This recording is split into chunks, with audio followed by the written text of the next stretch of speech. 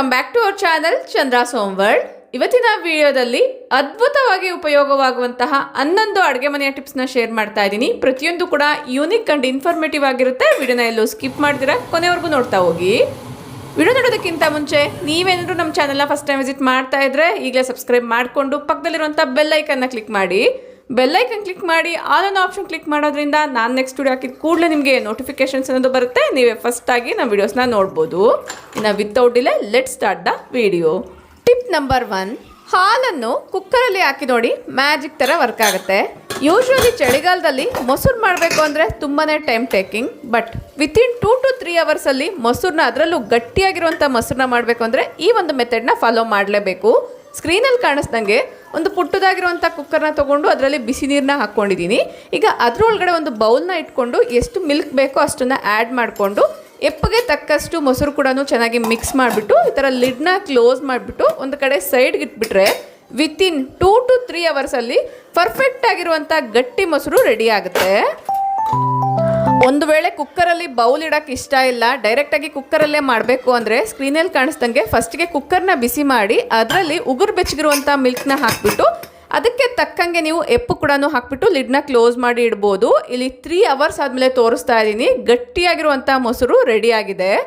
ಬೆಳಗಿನ ಜಾವ ನೀವು ಈ ಒಂದು ಐಡಿಯಾನ ಫಾಲೋ ಮಾಡಿದ್ರೆ ಮಧ್ಯಾಹ್ನ ಲಂಚ್ ಟೈಮ್ಗೆಲ್ಲ ನಿಮಗೆ ಗಟ್ಟಿಯಾಗಿರುವಂಥ ಮೊಸರು, ಅದು ಫ್ರೆಶ್ ಆಗಿರುವಂಥ ಮೊಸರು ರೆಡಿ ಆಗುತ್ತೆ. ಇಂಟ್ರೆಸ್ಟ್ ಇರೋರು ಡೆಫಿನೆಟ್ಲಿ ಫಾಲೋ ಮಾಡಿ. ನಿಮ್ಮಲ್ಲಿ ಎಷ್ಟು ಜನ ಮನೆಯಲ್ಲ ಈ ಥರ ಮೊಸರು ಮಾಡ್ತೀರಾ ಕಂಪಲ್ಸರಿ ಕಮೆಂಟ್ ಮಾಡಿ ತಿಳಿಸಿ. ನೆಕ್ಸ್ಟ್ ಒನ್, ಪಾತ್ರೆ ಮೇಲೆ ಟೂತ್ ಪಿಕ್ನ ಇಟ್ಟು ನೋಡಿ. ಇಲ್ಲಿ ನೀವು ನೋಡ್ತಾ ಇರ್ಬೋದು, ಕಾಳು ಬೇಯಿಸಿದಾಗ ಈ ಥರ ನೀರು ಬಗ್ಗಿಸ್ಬೇಕಾಗತ್ತೆ. ಈಗ ಈ ಥರ ಸ್ಟೈನ್ಲೆಸ್ ಸ್ಟೀಲ್ ಯುಟೆನ್ಸಿಲ್ಸ್ ಎಲ್ಲ ಏನು ಬರುತ್ತೆ, ಕ್ಯಾಪ್ ತುಂಬ ಟೈಟ್ ಆಗಿರುತ್ತೆ. ಅದರಿಂದ ನೀರನ್ನ ಬಗ್ಗಿಸ್ಬೇಕು ಅಂದರೆ ಸ್ವಲ್ಪ ಕಷ್ಟ ಅಂತಲೇ ಹೇಳ್ಬೋದು. ಅದಕ್ಕೋಸ್ಕರ ಈ ಥರ ಟೂತ್ ಪಿಕ್ನ ಪಾತ್ರೆ ಮೇಲೆ ಇಟ್ಟು ಲಿಡ್ನ ಕ್ಲೋಸ್ ಮಾಡಿ ಈ ಥರ ನೀವು ಬಗ್ಸೋದಾದರೆ ತುಂಬ ಸುಲಭವಾಗಿ ಕಾಳು ಮತ್ತು ನೀರನ್ನ ಸಪ್ರೇಟ್ ಮಾಡ್ಬೋದು. ಇಷ್ಟ ಆದರೆ ಈಗಲೇ ಒಂದು ಲೈಕ್ ಮಾಡಿ. ಪ್ರತಿ ಸಲ ಈ ಥರ ಟೂತ್ ಪಿಕ್ ಇಡೋಕ್ಕಾಗಲ್ಲ ಅನ್ನೋದಾದರೆ ಈ ಥರ ರೈಸ್ ಪಾಟ್ ಕೂಡ ಸಿಗುತ್ತೆ. ಈ ರೈಸ್ ಪಾಟ್ನ ತೊಗೊಂಡಿರುವಂಥದ್ದು popular Indian brand toxin free healthy cookware Indus valley ಬ್ರ್ಯಾಂಡಿಂದ. ಇದು stainless steel triply induction base ಆಗಿರುತ್ತೆ. ಇದನ್ನು ಡಿಶ್ ವಾಷರಲ್ಲಿ ಕೂಡ ಯೂಸ್ ಮಾಡ್ಬೋದು, ನಾರ್ಮಲ್ ಗ್ಯಾಸ್ ಸ್ಟವ್ ಮೇಲೆ ಮತ್ತು ಇಂಡಕ್ಷನ್ ಮೇಲೂ ಕೂಡ ಇದನ್ನು ಯೂಸ್ ಮಾಡ್ಕೊಳ್ಬೋದು.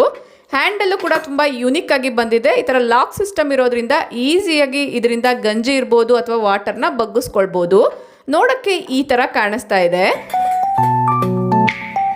ಯೂಶ್ವಲಿ ರೇಷನ್ ಅಕ್ಕಿನ ಕುಕ್ಕರಲ್ಲಿ ಬೇಯಿಸಿದಾಗ ಗಂಜಿ ಎಲ್ಲನೂ ಲಾಕ್ ಆಗಿರೋ ಕಾರಣ ಆ ರೈಸ್ನ ನಾವು ಇಂಟೆಕ್ ತೊಗೊಂಡಾಗ ಫುಡ್ ಸ್ವಲ್ಪ ಹೆವಿ ಆಗಿದೆ ಏನೋ ಅನ್ನೋ ಫೀಲಿಂಗ್ ಬರ್ತಿರುತ್ತೆ. ಗಂಜಿ ಬಗ್ಸಿದ್ರೆ ಆ ಥರ ಫೀಲಿಂಗ್ ಎಲ್ಲನೂ ಬರಲ್ಲ ಅಲ್ವಾ. ಅಕ್ಕಿನ ನೀವೇನಾದರೂ ಪಾತ್ರೆಯಲ್ಲಿ ಕುಕ್ ಮಾಡಬೇಕು ಅನ್ನೋದಾದರೆ ಇದು ಬೆಸ್ಟ್ ಅಂತಲೇ ಹೇಳ್ಬೋದು. ಸುಮಾರು ಜನ ನನಗೆ ಕಮೆಂಟ್ ಕೂಡ ಮಾಡ್ತಿರ್ತೀರಾ, ಅನ್ನ ಮಾಡೋಕ್ಕೆ ಯಾವುದಾದ್ರೂ ಒಂದು ಪಾತ್ರೆನ ಸಜೆಸ್ಟ್ ಮಾಡಿ ಅಂತ. ಸೊ ಇದು ಬೆಸ್ಟ್ ಅಂತಲೇ ಹೇಳ್ಬೋದು. ಇದರ ಲಿಂಕ್ನ ನಾನು ಡಿಸ್ಕ್ರಿಪ್ಷನ್ ಕೊಟ್ಟಿರ್ತೀನಿ. ಸ್ಕ್ರೀನ್ ಮೇಲೆ ಕಾಣಿಸ್ತಾ ಇರುವಂಥ ಕೂಪನ್ ಕೋಡ್ನ ಅಪ್ಲೈ ಮಾಡಿ ತೊಗೊಳ್ಳೋದಾದರೆ ನಿಮಗೆ ಎಕ್ಸ್ಟ್ರಾ 12% ಡಿಸ್ಕೌಂಟ್ ಕೂಡ ಸಿಗುತ್ತೆ. ಈಗ ರಿಪಬ್ಲಿಕ್ ಡೇ ಸೇಲ್ ಸ್ಟಾರ್ಟ್ ಆಗ್ತಾ ಇರೋದ್ರಿಂದ 50% ಆಫರ್ಸ್ ಅನ್ನೋದು ಇರುತ್ತೆ. ಅದ್ರ ಜೊತೆಗೆ ಎಕ್ಸ್ಟ್ರಾ 12% ನಿಮಗೆ ಡಿಸ್ಕೌಂಟ್ ಬೇಕು ಅನ್ನೋದಾದರೆ ಸ್ಕ್ರೀನ್ ಮೇಲೆ ಕಾಣಿಸ್ತಾ ಇರುವಂಥ ಕೂಪನ್ ಕೋಡ್ನ ಅಪ್ಲೈ ಮಾಡ್ಬೋದು. ಇದಕ್ಕೆ ಸಂಬಂಧಪಟ್ಟಿರುವಂಥ ಡೀಟೇಲ್ಸ್ ಎಲ್ಲ ಕೂಡ ನಾನು ಡಿಸ್ಕ್ರಿಪ್ಷನ್ ಇಟ್ಟಿರ್ತೀನಿ, ಇಂಟ್ರೆಸ್ಟ್ ಇರೋರು ಚೆಕ್ ಮಾಡಿ. ಗಂಜಿ ಬಗ್ಸಿರೋ ಕಾರಣ ರೇಷನ್ ಅಕ್ಕಿ ಆದರೂ ಕೂಡ ಅನ್ನ ಉದುರುದ್ರಾಗಿ ಆಗಿದೆ. ಇನ್ನು ಈ ಥರ ಗಂಜಿ ಬಗ್ಸಿದ ಮೇಲೆ ಈ ಗಂಜಿನ ಬಿಸಾಡ್ದಿರ ಇದನ್ನು ನಾವು ಬಟ್ಟೆಗಳಿಗೆ ಸ್ಟಾರ್ಚ್ ಥರ ಯೂಸ್ ಮಾಡ್ಕೊಳ್ಬೋದು. ಇಲ್ಲ ತಣ್ಣಗಾದ್ಮೇಲೆ ಇದ್ರ ಜೊತೆಗೆ ನೀರು ಮಿಕ್ಸ್ ಮಾಡಿ ಗಿಡಗಳು ಕೂಡ ಹಾಕ್ಬೋದು. ಇಲ್ಲ ಇದರಲ್ಲೇ ಶಾಂಪೂನ ಮಿಕ್ಸ್ ಮಾಡಿ ಕಂಡೀಷ್ನರ್ ಥರ ಕೂಡ ಯೂಸ್ ಮಾಡ್ಕೊಳ್ಬೋದು. ನೀವೇನಾದರೂ ನಮ್ಮ ರೆಗ್ಯುಲರ್ ವ್ಯೂವರ್ ಆಗಿದ್ರೆ ನಿಮಗೆ ಗೊತ್ತೇ ಇರುತ್ತೆ, ವಾರಕ್ಕೊಮ್ಮೆ ಅಥವಾ 2 ಬಾರಿ ಈ ಥರ ಬೆಡ್ಶೀಟ್ಸು ಬೆಡ್ಸ್ಪೆಡ್ಸ್ ಎಲ್ಲ ಕೂಡ ಚೇಂಜ್ ಮಾಡ್ತಾ ಇರ್ತೀನಿ. ಚೇಂಜ್ ಮಾಡೋದಕ್ಕಿಂತ ಮುಂಚೆನೇ ಕೆಲವೊಂದು ಕ್ಲೀನಿಂಗ್ ಟ್ರಿಕ್ಸ್ನ ಫಾಲೋ ಮಾಡ್ತೀನಿ, ಅದನ್ನು ಕೂಡ ಇಲ್ಲಿ ಶೇರ್ ಮಾಡ್ತಾ ಹೋಗ್ತೀನಿ. ಲಾಸ್ಟ್ ವಿಡಿಯೋದಲ್ಲಿ ವ್ಯಾಕ್ಯೂಮ್ ಕ್ಲೀನರ್ನ ಉಪಯೋಗಿಸ್ಕೊಂಡು ಮನೆನ ಯಾವ ಥರ ಕ್ಲೀನ್ ಮಾಡ್ತೀನಿ ಅಂತ ತೋರಿಸಿದ್ದೆ. ನಿಮ್ಮಲ್ಲಿ ಸುಮಾರು ಜನ ಅದ್ರ ಬಗ್ಗೆ ಡೀಟೇಲ್ ಇನ್ಫಾರ್ಮೇಷನ್ ಕೊಡಿ ಅಂತ ಕೇಳಿದ್ರಿ. Year is the information. ಇದು ಅಗ್ಯಾರೋ ವ್ಯಾಕ್ಯೂಮ್ ಕ್ಲೀನರ್. ಇಲ್ಲಿ ನೀವು ನೋಡ್ತಾ ಇರ್ಬೋದು, ಇದಕ್ಕೆ 5 ಮೀಟರ್ ಈ ಥರ ವಯರ್ ಬಂದಿರುತ್ತೆ. ಈ ವಯರು ಕೂಡ ನಾವು ಈ ಥರ ಫೋಲ್ಡ್ ಮಾಡಿ ಇಡೋ ಅವಶ್ಯಕತೆ ಇಲ್ಲ. ಜಸ್ಟ್ ಈ ಒಂದು ಬಟನ್ನ ಕ್ಲಿಕ್ ಮಾಡಿದ್ರೆ ಆಟೋಮ್ಯಾಟಿಕ್ ಆಗಿ ಒಳಗಡೆ ಹೋಗ್ಬಿಡುತ್ತೆ. ಈ ಥಾಟ್ ನಂಗೆ ತುಂಬಾ ಇಷ್ಟ ಆಯಿತು. ಇದ್ರ ಜೊತೆಗೆ 3 ಅಟ್ಯಾಚ್ಮೆಂಟ್ಸ್ ಕೊಟ್ಟಿರ್ತಾರೆ. ಫಸ್ಟ್ ಒನ್ನು ಈ ಸ್ಮಾಲ್ ಬ್ರಷ್, ಇದು ನ್ಯಾರೋ ನಾಸಲ್. ಅದ್ರ ಜೊತೆಗೆ ಫ್ಲೋರ್ ಬ್ರಷ್ ಕೂಡ ಕೊಟ್ಟಿರ್ತಾರೆ. ಈ 3 ಬ್ರಷಿಂದ ಮನೆ ಎಲ್ಲ ಕಡೆ ಇವನ್ ಕಾರ್ನರ್ಸ್ ಇರ್ಬೋದು, ಫ್ಯಾನ್ ಎಲ್ಲ ಕೂಡ ಈಸಿಯಾಗಿ ಕ್ಲೀನ್ ಮಾಡ್ಕೊಳ್ಬೋದು. ಯಾವ ಥರ ಅನ್ನೋದು ಕೂಡ ತೋರಿಸ್ತೀನಿ. ಫಸ್ಟು ಈ ಸೆಕ್ಷನ್ ಟ್ಯೂಬ್ನ ಅಟ್ಯಾಚ್ ಮಾಡ್ಕೊಳ್ಳೋಣ. ಜಸ್ಟ್ ಈ ಥರ ಟರ್ನ್ ಮಾಡಿದ್ರೆ ಲಾಕ್ ಆಗುತ್ತೆ, ಈ ಥರ ಟರ್ನ್ ಮಾಡಿದ್ರೆ ಓಪನ್ ಆಗುತ್ತೆ. ಎಳೆದ್ರೆ ಬರಲ್ಲ, ಜಸ್ಟ್ ಟರ್ನ್ ಮಾಡಬೇಕಾಗುತ್ತೆ. ಈ ಟ್ಯೂಬ್ಗೆ ಆ್ಯಡನ್ಸ್ನ ಫಿಕ್ಸ್ ಮಾಡ್ಕೊಳ್ಬೇಕಾಗುತ್ತೆ. Small brush, narrow nasal, floor brush ಇವೆಲ್ಲದನ್ನ ಅಡ್ಜಸ್ಟ್ ಮಾಡ್ಕೊಳ್ಳೋದಕ್ಕೋಸ್ಕರ ಒಂದು ಹ್ಯಾಂಡಲ್ ಕೂಡ ಕೊಟ್ಟಿರ್ತಾರೆ. ಜಸ್ಟ್ ಈ ಥರ ಪ್ರೆಸ್ ಮಾಡಿಬಿಟ್ಟು ಈ ಥರ ಲಾಕ್ ಕೂಡ ಮಾಡ್ಕೊಳ್ಬೋದು. ಈ ಥರ ಪ್ರೆಸ್ ಮಾಡಿದ್ರೆ ಎಕ್ಸ್ಟೆಂಡ್ ಆಗುತ್ತೆ. ಕ್ಲೋಸ್ ಮಾಡಬೇಕಾದ್ರೂ ಪ್ರೆಸ್ ಮಾಡೇ ಲಾಕ್ ಮಾಡ್ಕೊಳ್ಬೋದು. ಇಲ್ಲಿ ನೀವು ನೋಡ್ತಾ ಇರ್ಬೋದು, ಇದೆಲ್ಲದನ್ನ ಕೂಡ ಕರೆಕ್ಟಾಗಿ ಫಿಕ್ಸ್ ಮಾಡ್ಕೊಳ್ತಾ ಇದ್ದೀನಿ. ಈ ವ್ಯಾಕ್ಯೂಮ್ ಕ್ಲೀನರ್ಗೆ ವೀಲ್ಸ್ ಇರೋದ್ರಿಂದ ಎಲ್ಲ ಕಡೆ ಈಸಿಯಾಗಿ ಈ ಥರ ಮೂವ್ ಮಾಡ್ಕೊಳ್ಬೋದು. ಪ್ಲಗ್ ಇನ್ ಮಾಡಿ ಸ್ವಿಚ್ನ ಆನ್ ಮಾಡಿದ್ದೀನಿ. ಸ್ಮಾಲ್ ಬ್ರಷ್ನ ಅಟ್ಯಾಚ್ ಮಾಡಿಕೊಂಡು ಬೆಡ್ ಪ್ರೊಟೆಕ್ಟರ್ನ ವ್ಯಾಕ್ಯೂಮ್ ಮಾಡ್ಕೊಳ್ತೀನಿ. ಈಗ ಫ್ಲೋರ್ ಬ್ರಷ್ನ ಫಿಕ್ಸ್ ಮಾಡಿಕೊಂಡು ಈ ಥರ ಬೆಡ್ ಮೇಲಿರುವಂಥ ಧೂಳನ್ನೆಲ್ಲ ಕೂಡ ವ್ಯಾಕ್ಯೂಮ್ ಮಾಡ್ಕೊಳ್ತಾ ಇದ್ದೀನಿ. ಸಣ್ಣದಾಗಿರುವಂಥ ಮೈನ್ಯೂಟ್ ಡಸ್ಟ್ ಕೂಡ ಈಸಿಯಾಗಿ ಇದರಿಂದ ರಿಮೂವ್ ಮಾಡ್ಕೊಳ್ಬೋದು. ಅಬ್ಸರ್ವ್ ಮಾಡ್ತಾ ಇದ್ದೀರಲ್ಲ, ಈ ಎಡ್ಜಲ್ಲಿ ಎಷ್ಟೊಂದು ಧೂಳಿದೆ ಅಂತ. ಅದನ್ನ ಕೂಡ ಜಸ್ಟ್ ಒಂದ್ಸತಿ ಈ ಥರ ಬ್ರಷಿಂದ ವೈಪ್ ಮಾಡಿಕೊಂಡ್ರೆ ಇಮ್ಮಿಡಿಯೇಟ್ ಆಗಿ ಅಲ್ಲಿರುವಂಥ ಧೂಳೆಲ್ಲ ಕೂಡ ಕ್ಲೀನ್ ಆಯಿತು. ಈ ಬೆಡ್ನ ಕೂಡ ಮೂವ್ ಮಾಡಿಕೊಂಡು ಸೈಡ್ಸಲ್ಲಿ ಕಾರ್ನರ್ಸಲ್ಲೆಲ್ಲ ಕೂಡ ವ್ಯಾಕ್ಯೂಮ್ ಮಾಡ್ಕೊಳ್ತೀನಿ. ಯಾವ ಪ್ಲೇಸ್ನ ವ್ಯಾಕ್ಯೂಮ್ ಮಾಡ್ತಿದ್ದೀವೋ ಅದ್ರ ಮೇರೆಗೆ ಈ ಥರ ಸ್ಪೀಡ್ನ ಇನ್ಕ್ರೀಸ್ ಮತ್ತು ಡಿಕ್ರೀಸ್ ಮಾಡ್ಕೊಳ್ಬೋದು. ಯೂಶುವಲಿ ಧೂಳೊರೆಸುವಾಗ ಡಸ್ಟರ್ ಅಥವಾ ಬಟ್ಟೆನ ಯೂಸ್ ಮಾಡ್ತೀವಿ ಅನ್ನೋದಾದರೆ ಒಂದು ಕಡೆ ನಾವು ಡಸ್ಟಿಂಗ್ ಮಾಡ್ತಾ ಇದ್ರೆ ಆ ಧೂಳೆಲ್ಲ ಇನ್ನೊಂದು ಕಡೆ ಅಕ್ಯುಮುಲೇಟ್ ಆಗ್ತಾ ಇರುತ್ತೆ. ಬಟ್ ಈ ಥರ ವ್ಯಾಕ್ಯೂಮ್ ಕ್ಲೀನರ್ಸ್ನ ಯೂಸ್ ಮಾಡೋದಾದರೆ ಡಸ್ಟ್ ಅನ್ನೋದು ಒಂದು ಕಡೆಯಿಂದ ಇನ್ನೊಂದು ಕಡೆಗೆ ಟ್ರಾನ್ಸ್ಫರ್ ಆಗದಿರ ಈಸಿಯಾಗಿ ಎಲ್ಲದನ್ನ ಸಕ್ ಮಾಡಿ ಒಂದು ಕಡೆ ಲಾಕ್ ಮಾಡುತ್ತೆ. ಸ್ಕ್ರೀನ್ನ ಕರೆಕ್ಟಾಗಿ ಅಬ್ಸರ್ವ್ ಮಾಡಿದರೆ ಈ ಡಸ್ಟ್ನೆಲ್ಲ ಯಾವ ಥರ ತೆಗೆದು ಕ್ಲೀನ್ ಮಾಡ್ಕೊಳ್ಬೋದು ಅನ್ನೋದು ಕೂಡ ಗೊತ್ತಿರುತ್ತೆ. ಇದನ್ನು ಯಾವ್ಯಾವ ಥರ ಎಲ್ಲ ಕ್ಲೀನ್ ಮಾಡ್ತೀನಿ ಅನ್ನೋದು ಲಾಸ್ಟ್ ವಿಡಿಯೋದಲ್ಲಿ ನಿಮಗೆ ಶೇರ್ ಮಾಡಿದ್ದೀನಿ. ವಿಡಿಯೋ ಲೆಂತಿ ಆಗುತ್ತೆ ಅನ್ನೋದ್ರಿಂದ ಇಲ್ಲಿ ಪ್ರತಿಯೊಂದನ್ನು ತೋರಿಸ್ತಾ ಇಲ್ಲ. ಈಗ ಏನು ಡಸ್ಟನ್ನ ನಾನು ಬೀಳಿಸಿದ್ದೆ ಅದನ್ನು ಕೂಡ ಸೇಮ್ ವ್ಯಾಕ್ಯೂಮ್ ಕ್ಲೀನರಿಂದನೇ ಒಂದ್ಸತಿ ನೀಟಾಗಿ ವ್ಯಾಕ್ಯೂಮ್ ಮಾಡ್ಕೊಳ್ತೀನಿ. ಬೆಡ್ನ ಪ್ರೊಟೆಕ್ಟ್ ಮಾಡೋದಕ್ಕೋಸ್ಕರ ಬೆಡ್ ಪ್ರೊಟೆಕ್ಟರ್ಸ್ ಈ ಥರದ್ದು ಸಿಗುತ್ತೆ. ಕಂಪಲ್ಸರಿ ಯೂಸ್ ಮಾಡಿ. ಇದರಿಂದ ಬೆಡ್ ನೀಟ್ ಆ್ಯಂಡ್ ಕ್ಲೀನ್ ಆಗಿರುತ್ತೆ.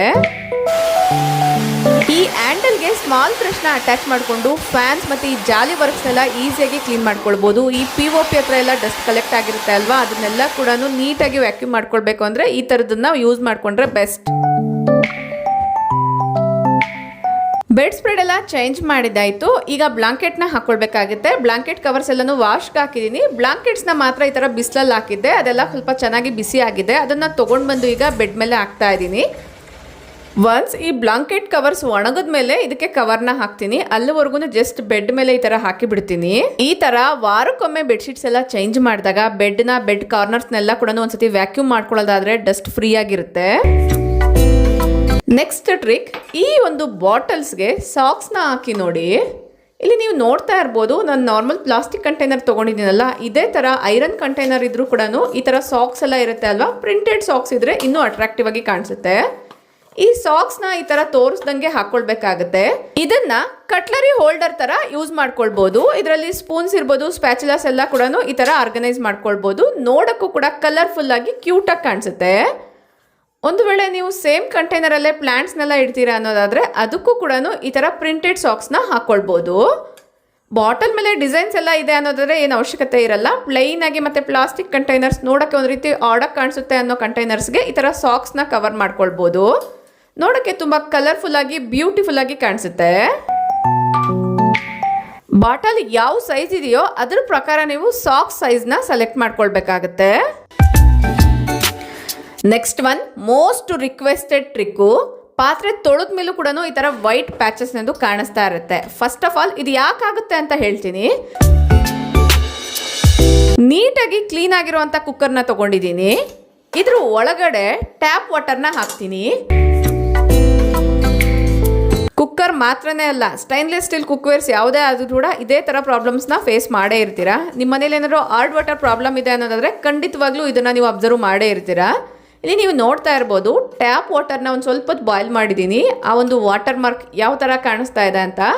ಕೆಲವೊಂದು ಸತಿ ವಾಶ್ ಮಾಡಿದ್ರೂ ಕೂಡ ಇದೇ ಥರ ಕಾಣಿಸ್ತಾ ಇರುತ್ತೆ. ಸೊ ಇದನ್ನು ಈಸಿಯಾಗಿ ರಿಮೂವ್ ಮಾಡಬೇಕು ಅಂದರೆ ಸ್ಟವ್ನ ಆನ್ ಮಾಡಿಬಿಟ್ಟು ಅದರಲ್ಲಿ ಕ್ಲೀನಿಂಗ್ ವೆನಿಗರ್ ಅಥವಾ ಸಿಂಥೆಟಿಕ್ ವೆನಿಗರ್ ಬರುತ್ತೆ ಅಲ್ವಾ, ಅದನ್ನು ಹಾಕ್ಕೊಳ್ತಾ ಇದ್ದೀನಿ. ಇದನ್ನು ಒಂದು 2 ನಿಮಿಷ ಬಾಯ್ಲ್ ಮಾಡಿ ಹಾರ್ಡ್ ವಾಟರ್ನ ಬಾಯ್ಲ್ ಮಾಡಿದಾಗ ಲೈಮ್ ಸ್ಕೇಲ್ ಅನ್ನೋದು ಉಳ್ಕೊಂಡ್ಬಿಟ್ಟಿರುತ್ತೆ. ಅದ್ರ ಜೊತೆಗೆ ವೆನಿಗರ್ನ ಹಾಕಿದಾಗ ಆ ಅಸಿಡಿಕ್ ಪ್ರಾಪರ್ಟಿಯಿಂದ ಆ ಒಂದು ಸ್ಕೇಲ್ ಎಲ್ಲ ಏನಾಗಿರುತ್ತೆ ಅದನ್ನು ಈಸಿಯಾಗಿ ರಿಮೂವ್ ಆಗುತ್ತೆ. ಇಲ್ಲಿ ನೀವು ನೋಡ್ತಾ ಇರ್ಬೋದು. ಈಗ ಇದರಿಂದ ನಾನು ನಾರ್ಮಲ್ ಆಗಿ ಸ್ಕ್ರಬ್ಬರಿಂದ ಸ್ಕ್ರಬ್ ಮಾಡಿ ಕ್ಲೀನ್ ಮಾಡ್ತೀನಿ.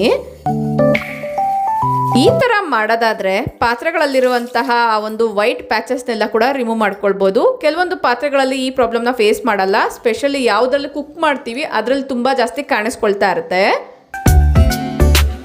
ಯೂಶ್ವಲಿ ಬಾಂಡ್ಲಿಗಳಲ್ಲಿ ಕಡಾಯಿಗಳಲ್ಲಿ ಈ ಥರದ ಮಾರ್ಕ್ಸ್ ಎಲ್ಲನೂ ಜಾಸ್ತಿ ಕಾಣಿಸಲ್ಲ. ಕಾರಣ ಫಸ್ಟಿಗೆ ನಾವು ಅದರಲ್ಲಿ ಆಯಿಲ್ನ ಹಾಕ್ತೀವಿ.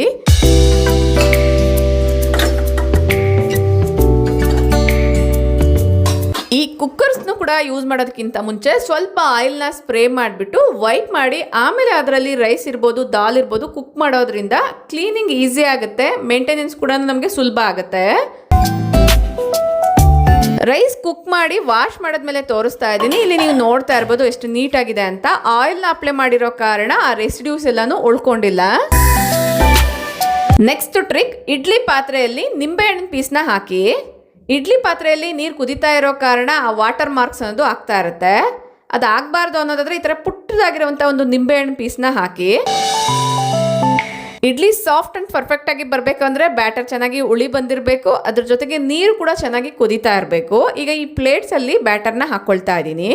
ಇದನ್ನು ಕುದೀತಾ ಇರುವಂತಹ ನೀರಲ್ಲಿ ಇಟ್ಟು ಹಬೆಯಲ್ಲೇ ಬೇಯಿಸ್ಕೊಳ್ತೀನಿ. ನಿಂಬೆಹಣ್ಣು ಹಾಕಿರೋ ಕಾರಣ ಪಾತ್ರೆಯಲ್ಲಿ ವಾಟರ್ ಮಾರ್ಕ್ಸ್ ಬರದೇ ಇರೋಕ್ಕೆ ಮಾತ್ರನೇ ಅಲ್ಲ, ಇಡ್ಲಿ ಕೂಡ ಮಲ್ಗೆ ಹೂ ಥರ ವೈಟ್ ಆಗಿ ಬರುತ್ತೆ. ಯೂಶ್ವಲಿ ಅಕ್ಕಿ ಅಥವಾ ರವೆ ಇಡ್ಲಿ ಆದ್ರೂ ಬೇಯಿಸಿದ ಮೇಲೆ ಸ್ವಲ್ಪ ಕಲರ್ ಚೇಂಜ್ ಆಗುತ್ತೆ. ಬಟ್ ನಿಂಬೆಹಣ್ಣು ಹಾಕಿರೋ ಕಾರಣ ಇಡ್ಲಿ ಕಲರ್ ವೈಟ್ ಆಗಿರುತ್ತೆ. ಪಾತ್ರೆಯಲ್ಲಿ ವಾಟರ್ ಮಾರ್ಕ್ಸ್ ಕೂಡ ಆಗದಿರೇ ಇರುತ್ತೆ. ಕ್ಲೀನ್ ಮಾಡೋದು ಕೂಡ ತುಂಬಾ ಈಸಿ.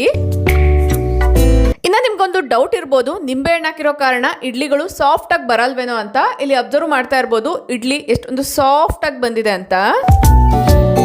ಈ ಬಾರಿ ಇಡ್ಲಿ ಮಾಡುವಾಗ ನೀವು ಈ ಒಂದು ಟ್ರಿಕ್ನ ಟ್ರೈ ಮಾಡಿ ನೋಡಿ. ಇಷ್ಟ ಆದ್ರೆ ಇಲ್ಲಿ ಒಂದು ಲೈಕ್ ಮಾಡಿ. ನೆಕ್ಸ್ಟ್ ಟಿಪ್, ಯೂಶುವಲಿ ಹೊರಗಡೆ ಏನಾದರೂ ಶಾಪಿಂಗ್ ಹೋದಾಗ, ಗ್ರಾಸರಿ ತರಕ್ಕೆ ಹೋದಾಗೆಲ್ಲಾನು ಈ ತರ ಬ್ಯಾಗ್ಸ್ನ ಕ್ಯಾರಿ ಮಾಡ್ತಾ ಇರ್ತೀವಿ. ಈ ಬ್ಯಾಗ್ಸ್ನ ಕರೆಕ್ಟಾಗಿ ಫೋಲ್ಡ್ ಮಾಡಿ ಇಟ್ಕೊಳ್ಳೋದಾದ್ರೆ ಒಂದು 4-5 ಬ್ಯಾಗ್ ಆದ್ರೂ ಕೂಡ ಪುಟ್ಟದಾಗಿರುವಂಥ ಪೌಚಲ್ಲಿ ಇಟ್ಕೊಂಡು ಹೋಗ್ಬೋದು. ವಿಡಿಯೋನ ಅಬ್ಸರ್ವ್ ಮಾಡೋದಾದ್ರೆ ಕವರ್ಸ್ನ ನಾನು ಯಾವ ಥರ ಫೋಲ್ಡ್ ಮಾಡ್ತೀನಿ ಅಂತ ತೋರಿಸ್ತಾ ಇದ್ದೀನಿ. ಜಸ್ಟ್ ವಿಡಿಯೋನ ನೀವು ಕರೆಕ್ಟಾಗಿ ನೋಡ್ತಾ ಹೋದ್ರೆ ಒಂದು ಐಡಿಯಾ ಅನ್ನೋದು ಬರುತ್ತೆ. ಇಲ್ಲಿವರೆಗೂ ಯಾವುದೇ ಥರ ಕನ್ಫ್ಯೂಷನ್ ಇರಲ್ಲ. ಈಗೇನು ತೋರಿಸ್ತಾ ಇದ್ದೀನಿ ಇದನ್ನ ಈ ಥರ ನಾಟ್ ಹಾಕ್ಬೇಕಾದ್ರೆ ಸ್ವಲ್ಪ ಕನ್ಫ್ಯೂಷನ್ ಆಗುತ್ತೆ. ವಿಡಿಯೋ ಸ್ಪೀಡ್ನ ಸ್ವಲ್ಪ ಕಡಿಮೆ ಮಾಡ್ಕೊಂಡು ನೋಡಿ, ಆಗ ಇನ್ನೂ ಕ್ಲಾರಿಟಿಯಾಗಿ ಅರ್ಥ ಆಗುತ್ತೆ. ಅಬ್ಸರ್ವ್ ಮಾಡ್ತಾ ಇದ್ದೀರಲ್ವಾ, ಇದೇ ತರ ಇನ್ನೊಂದು ಕ್ಲಾತ್ ಬ್ಯಾಗ್ನ ಫೋಲ್ಡ್ ಮಾಡ್ಕೊಳ್ತಾ ಇದ್ದೀನಿ. ಇನ್ನು ಸ್ವಲ್ಪ ದೊಡ್ಡದಾಗಿರುವಂತಹ ಬ್ಯಾಗ್ಸ್ನ ಕೂಡ ಇದೇ ತರ ಫೋಲ್ಡ್ ಮಾಡ್ಕೊಳ್ಬಹುದು. ಈಗ ಸೈಡಲ್ಲಿ ಏನು ಕಾಣಿಸ್ತಾ ಇದೆ ಅದು ಸ್ವಲ್ಪ ದೊಡ್ಡದಾಗಿರುವಂಥ ಬ್ಯಾಗ್. ಅದನ್ನ ಕೂಡ ಈಸಿಯಾಗಿ ಯಾವ ತರ ಫೋಲ್ಡ್ ಮಾಡ್ತೀನಿ ಅನ್ನೋದನ್ನ ತೋರಿಸ್ತಾ ಇದ್ದೀನಿ ನೋಡಿ. ಹ್ಯಾಂಗಿಂಗ್ ಏನಿದೆ ಅದ್ರ ಪ್ರಕಾರ ನೀವು ಫೋಲ್ಡಿಂಗ್ ಅನ್ನೋದು ಮಾಡ್ಕೊಳ್ಬೇಕಾಗುತ್ತೆ. ಹ್ಯಾಂಗಿಂಗ್ ಸ್ವಲ್ಪ ದೊಡ್ಡದಾಗಿದ್ರೆ ಫೋಲ್ಡಿಂಗ್ ಕೂಡ ಸ್ವಲ್ಪ ದೊಡ್ಡದಾಗೆ ಮಾಡ್ಕೊಳ್ಬೇಕಾಗುತ್ತೆ. 3 ಬ್ಯಾಗ್ಸ್ನ ಇದೇ ತರ ಫೋಲ್ಡ್ ಮಾಡ್ಕೊಂಡಿದ್ದೀನಿ. ಫೋಲ್ಡ್ ಆಗಿರೋ ಕಾರಣ ಇವುಗಳನ್ನ ಸ್ಲಿಂಗ್ ಬ್ಯಾಗ್ ಅಲ್ಲೂ ಕೂಡ ಈಸಿಯಾಗಿ ಒಟ್ಟಿಗೆ ಒಂದು 4-5 ಬ್ಯಾಗ್ಸ್ನಾದ್ರೂ ಕ್ಯಾರಿ ಮಾಡ್ಬೋದು. ಇವುಗಳನ್ನ ಇಟ್ಕೊಂಡು ಹೋಗೋಕ್ಕೆ ಸಪರೇಟ್ ಬ್ಯಾಗ್ ಇಲ್ಲ ಅಂದ್ರೂ ಫೋಲ್ಡಿಂಗ್ ಕರೆಕ್ಟ್ ಆಗಿರೋ ಕಾರಣ ಕೈಯಲ್ಲೇನೆ ಇದನ್ನ ಹ್ಯಾಂಗ್ ಮಾಡ್ಕೊಂಡು ಕೂಡ ಕ್ಯಾರಿ ಮಾಡ್ಬೋದು. ನೆಕ್ಸ್ಟ್ ಟ್ರಿಕ್ಕು, ಪಾತ್ರೆ ತೊಳೆಯೋಕ್ಕೆ ಅಥವಾ ಡಿಶ್ ವಾಶ್ ಮಾಡೋಕ್ಕೆ ಯೂಸ್ ಮಾಡುವಂಥ ವಿಮ್ ಲಿಕ್ವಿಡ್ ಇರ್ಬೋದು, ಪ್ರಿಲ್ ಇರ್ಬೋದು, ನೀವು ಯಾವ ಲಿಕ್ವಿಡ್ನ ಡಿಶ್ ವಾಷಿಂಗ್ ಯೂಸ್ ಮಾಡ್ತೀರೋ ಆ ಲಿಕ್ವಿಡ್ ಜೊತೆಗೆ ವಾಟರ್ನ ಮಿಕ್ಸ್ ಮಾಡ್ಕೊಳ್ತಿರ್ತೀರಲ್ವಾ. ಸೊ ಈ ಬಾರಿ ವಾಟರ್ ಬದಲಿಗೆ ವೆನಿಗರ್ನ ಮಿಕ್ಸ್ ಮಾಡಿ ನೋಡಿ. ಸೊ ಅಬ್ಸರ್ವ್ ಮಾಡ್ತಾ ಇದ್ದೀರಲ್ವಾ, ಅರ್ಧ ಬಾಟಲ್ ಅಷ್ಟು ವಿಮ್ ಲಿಕ್ವಿಡ್, ಇನ್ನು ಉಳಿದಿರೋ ಅರ್ಧ ಭಾಗದಷ್ಟು ವೆನಿಗರ್ನ ಹಾಕೊಳ್ತಾ ಇದ್ದೀನಿ. ಇದು ಕ್ಲೀನಿಂಗ್ ವೆನಿಗರ್. ಇದ್ರ ಲಿಂಕ್ ಬೇಕಂದ್ರೂ ಟ್ಯಾಗ್ ಮಾಡಿರ್ತೀನಿ, ಇಂಟ್ರೆಸ್ಟ್ ಇರೋರು ಚೆಕ್ ಮಾಡ್ಬೋದು. ವೆನಿಗರ್ ಹಾಕಿರೋ ಕಾರಣ ಜಿಡ್ಡೆಲ್ಲ ಈಸಿಯಾಗಿ ಕ್ಲೀನ್ ಆಗುತ್ತೆ. ಪಾತ್ರೆಯಲ್ಲಿ ಬರುವಂಥ ಬ್ಯಾಡ್ ಸ್ಮೆಲ್ ಕೂಡ ರಿಮೂವ್ ಆಗುತ್ತೆ. ನಾನ್ ವೆಜ್ ಎಲ್ಲ ಮಾಡಿದಾಗ ಒಂದು ರೀತಿ ಸ್ಮೆಲ್ ಬರುತ್ತೆ ಅಲ್ವಾ, ಅದು ಕೂಡ ರಿಮೂವ್ ಆಗುತ್ತೆ. ಇಂಟ್ರೆಸ್ಟ್ ಇದ್ರೆ ಡೆಫಿನೆಟ್ಲಿ ಒಂದ್ಸರಿ ಟ್ರೈ ಮಾಡಿ. ಇಷ್ಟ ಆದರೆ ಈಗಲೇ ಒಂದು ಲೈಕ್ ಮಾಡಿ. ನೆಕ್ಸ್ಟ್ ಟ್ರಿಕ್ಕು, ಫ್ರಿಜ್ಜಲ್ಲಿ ನಿಂಬೆಹಣ್ಣನ್ನ ಇಟ್ಟು ನೋಡಿ. ಯೂಶ್ವಲಿ ನಿಂಬೆಹಣ್ಣನ್ನ ಕಟ್ ಮಾಡಿ ನಿಂಬೆ ರಸನ ತೆಕ್ಕೊಂಡು ಸಿಪ್ಪೆನ ಬಿಸಾಡ್ತಾ ಇರ್ತೀವಿ. ಈ ಸಿಪ್ಪೆಗಳನ್ನ ಬಿಸಾಡ್ದಿರ ಫ್ರಿಜ್ಜಲ್ಲಿ ಸ್ಟೋರ್ ಮಾಡ್ಕೊಳ್ಳಿ. ಆದಷ್ಟು ಗ್ಲಾಸ್ ಕಂಟೈನರ್ಗೆ ಪ್ಲಾಸ್ಟಿಕ್ ಕ್ಯಾಪ್ ಬಂದಿರುತ್ತೆ ಅಲ್ವಾ, ಅಂಥ ಕಂಟೈನರ್ನ ಸೆಲೆಕ್ಟ್ ಮಾಡಿಕೊಂಡ್ರೆ ಬೆಟರು. ಸಿಪ್ಪೆಗಳನ್ನ ಇದರಲ್ಲಿ ಹಾಕಿ ಅದು ಮುಳುಗುವಷ್ಟು ನೀರನ್ನ ಹಾಕಬೇಕಾಗತ್ತೆ. ಇಲ್ಲಿ ನಿಂಬೆಹಣ್ಣಿನ ಸಿಪ್ಪೆ ಜಾಸ್ತಿ ಇರೋದ್ರಿಂದ ನಾನು ಬಾಟಲ್ ಪೂರ್ತಿ ಹಾಕಿದ್ದೀನಿ. ನಿಮ್ಮ ಹತ್ರ 1-2 ಇದ್ರೂ ಕೂಡ ಇದೇ ಥರ ನೀವು ಮಾಡ್ಕೊಳ್ಬೇಕಾಗತ್ತೆ. ನೀವು ಇದೇ ಥರ ಮಾಡಿ ಇಟ್ಕೊಳ್ಳಿ. ಏನಕ್ಕೆ ಅನ್ನೋದನ್ನ ಕಮಿಂಗ್ ವಿಡಿಯೋದಲ್ಲಿ ಶೇರ್ ಮಾಡ್ತೀನಿ. ಇದರಲ್ಲೇ ಇನ್ಕ್ಲೂಡ್ ಮಾಡಿದ್ರೆ ವಿಡಿಯೋ ಪೂರ್ತಿ ಲೆಂತಿ ಆಗಿದ್ದ ಕಾರಣ ಆ ಪಾರ್ಟ್ನ ಸ್ಕಿಪ್ ಮಾಡಿದ್ದೀನಿ. ಫ್ರಿಜ್ಜಲ್ಲಿ ಇಡಕ್ಕೆ ಇಷ್ಟ ಇಲ್ಲ ಅನ್ನೋದಾದರೆ ಕಿಟಕಿಯ ಕಾರ್ನರ್ಸಲ್ಲಿ ಇಟ್ಟರೆ ಬಿಸಿಲಿಗೆ ಈ ಥರ ನೀಟಾಗಿ ಒಣಗೋಗುತ್ತೆ. ಇದನ್ನು ಯಾವ ಥರ ಯೂಸ್ ಮಾಡ್ಕೊಳ್ಬೋದು ಅನ್ನೋದಾದರೆ, ನೀಟಾಗಿ ಒಣಗಿದೆ ಅನ್ನೋದಾದರೆ ಒಂದು ಬಾಟಲಲ್ಲಿ ಸ್ಟೋರ್ ಮಾಡಿ ಇಟ್ಕೊಳ್ಳೋದಾದರೆ ಬಾತ್ ಪೌಡರ್ ಎಲ್ಲ ಮಾಡಿದಾಗ ಅಥವಾ ಏರ್ ವಾಶ್ ಪೌಡರ್ ಮಾಡಿದಾಗಲೂ ಕೂಡ ಇನ್ಕ್ಲೂಡ್ ಮಾಡ್ಕೊಳ್ಬೋದು. ಸ್ಕ್ಯಾಲ್ಪ್ ಇಚ್ಚಿಂಗ್ ಇರೋರು ಇದನ್ನ ಏರ್ ವಾಶ್ ಪೌಡರ್ ಅಲ್ಲಿ ಯೂಸ್ ಮಾಡ್ಕೊಳ್ಬಹುದು. ಇಲ್ಲ ಅನ್ನೋದಾದ್ರೆ ಬಾತ್ ಪೌಡರ್ ಅಲ್ಲಿ ಕೂಡ ಇನ್ಕ್ಲೂಡ್ ಮಾಡ್ಕೊಳ್ಬಹುದು. ಬಾತ್ ಪೌಡರ್ನ ಯಾವ ತರ ಮಾಡಬೇಕು ಅನ್ನೋದನ್ನ ಈಗಾಗಲೇ ನಾನು ವಿಡಿಯೋಸ್ ಅಲ್ಲಿ ಶೇರ್ ಮಾಡಿದ್ದೀನಿ. ಇಂಟ್ರೆಸ್ಟ್ ಇದ್ರೆ ವಿಡಿಯೋ ಲಿಂಕ್ಸ್ ನ ಡಿಸ್ಕ್ರಿಪ್ಷನ್ ಕೊಟ್ಟಿರ್ತೀನಿ, ಚೆಕ್ ಮಾಡಿ.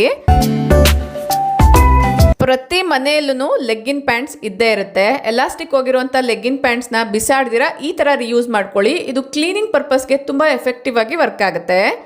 ವಿಡಿಯೋದಲ್ಲಿ ತೋರಿಸ್ದಂಗೆ ಲೆಗ್ಗಿನ್ ಪ್ಯಾಂಟ್ನ ನಾನು ಈ ಥರ ಕಟ್ ಮಾಡ್ಕೊಳ್ತಾ ಇದ್ದೀನಿ. ಇದನ್ನು ಗ್ಲೌಸ್ ಥರ ಕೂಡ ಯೂಸ್ ಮಾಡ್ಕೊಳ್ಬೋದು. ಯೂಶ್ವಲಿ ನೀವು ಯೂಸ್ ಆ್ಯಂಡ್ ಥ್ರೋ ಟಿಶ್ಯೂಸ್ ಇರ್ಬೋದು, ಕ್ಲಾತ್ಸ್ ಇರ್ಬೋದು ಯೂಸ್ ಮಾಡ್ತಾ ಇರ್ತೀರಾ. ಅಂದರೆ ವೈಪ್ಸ್ ಥರ ರೋಲ್ಸ್ ಬರುತ್ತಲ್ವ, ಅದನ್ನಾದರೂ ಯೂಸ್ ಮಾಡ್ತಾ ಇರ್ತೀರಲ್ವ, ಅದನ್ನು ರೀಪ್ಲೇಸ್ ಮಾಡೋದಕ್ಕೋಸ್ಕರ ಈ ಥರ ಹಳೆ ಬಟ್ಟೆಗಳನ್ನ ಯೂಸ್ ಮಾಡ್ಕೊಳ್ಬೋದು.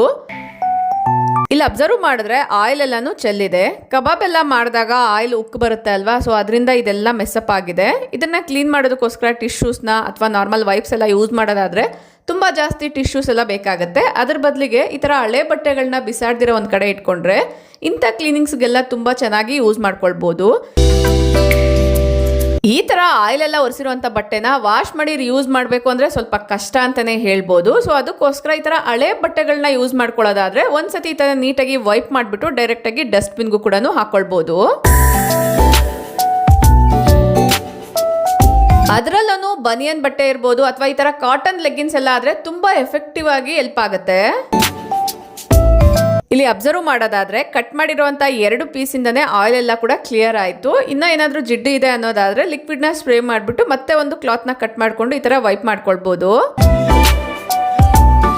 ಇಷ್ಟೇ ಅಲ್ಲ, ಅಡುಗೆ ಮನೆಯಲ್ಲಿ ಯೂಸ್ ಮಾಡುವಂಥ ಸ್ಟವ್ ಇರ್ಬೋದು, ಫ್ರಿಜ್ ಅಥವಾ ಕ್ಯಾಬಿನೆಟ್ಸ್, ಈ ಲ್ಯಾಮಿನೇಟೆಡ್ ಶೀಟ್ಸ್ ಎಲ್ಲನೂ ಹಾಕಿರ್ತೀವಲ್ವಾ, ಅದನ್ನೆಲ್ಲ ನೀಟಾಗಿ ಕ್ಲೀನ್ ಮಾಡಬೇಕು. ಆ ಒಂದು ಕ್ಲೀನಿಂಗ್ ಸ್ಪಾರ್ಕ್ಲಿಂಗ್ ಥರ ಕಾಣಬೇಕು ಅನ್ನೋದಾದರೆ ಈ ಕ್ಲಾತ್ ತುಂಬ ಚೆನ್ನಾಗಿ ಹೆಲ್ಪ್ ಆಗುತ್ತೆ. ನಿಜ ಹೇಳಬೇಕು ಅಂದರೆ ಮೈಕ್ರೋಫೈಬರ್ ಕ್ಲಾತ್ಗಿಂತ ಈ ಒಂದು ಕ್ಲಾತ್ಸ್ ತುಂಬ ಚೆನ್ನಾಗಿ ವರ್ಕ್ ಆಗುತ್ತೆ. ಬಟ್ ಇದನ್ನು ಪದೇ ಪದೇ ವಾಶ್ ಮಾಡಿ ರಿಯೂಸ್ ಮಾಡಬೇಕು ಅನ್ನೋದಾದರೆ ಒಂದು ಸ್ವಲ್ಪ ಬ್ಯಾಡ್ ಸ್ಮೆಲ್ ಬರೋ ಚಾನ್ಸ್ ಇರುತ್ತೆ. ಇದನ್ನು ಒನ್ಸ್ ಯೂಸ್ ಮಾಡಿದ್ಮೇಲೆ ಡೈರೆಕ್ಟಾಗಿ ಡಸ್ಟ್ಬಿನ್ಗೆ ಹಾಕಿದ್ರೇ ಬೆಟರು.